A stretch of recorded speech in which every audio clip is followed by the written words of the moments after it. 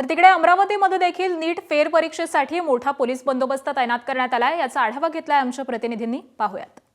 मी आहे सध्या डियानी कॉलेज या सेंटरवर। आपण या दृश्यामध्ये जर पाहिलं तर पोलिसांचा कडेकोट बंदोबस्त या ठिकाणी लावण्यात आलेला आहे आणि महसूल प्रशासन असो किंवा पोलीस प्रशासन आणि अनेक यंत्रणा यावेळी आपल्याला सज्ज पाहायला दिसते आणि विद्यार्थी आता परीक्षा द्यायला आज जात आहे आणि यावेळी कसून चौकशी त्यांची पोलीस यंत्रणेमार्फत करण्यात येते आणि ज्या सूचना देण्यात आलेल्या आहेत त्याचं पालन काटेकोरपणे विद्यार्थ्यांनी करावं लागणार आहे। आणि या दृश्यामध्ये जर आपण पाहिलं तर पोलीस प्रशासन महसूल हे काटेकोरपणे नियमांचं पालन करताना आपल्याला पाहायला मिळते आणि जे विद्यार्थ्यांच्या सोबत आलेले पालक आहेत ते सुद्धा या ठिकाणी आपल्याला पाहायला मिळते। कारण 14 सेंटर आहे, या 14 सेंटरवर जर आपण पाहिलं तर मोठ्या प्रमाणात विद्यार्थ्यांच्या सोबत आलेल्यांची गर्दी सुद्धा आपल्याला पाहायला मिळते आणि दुपारी 2 वाजता या नीटच्या परीक्षेला सुरुवात होणार आहे। 5:15 वाजता हा पेपर संपणार आहे।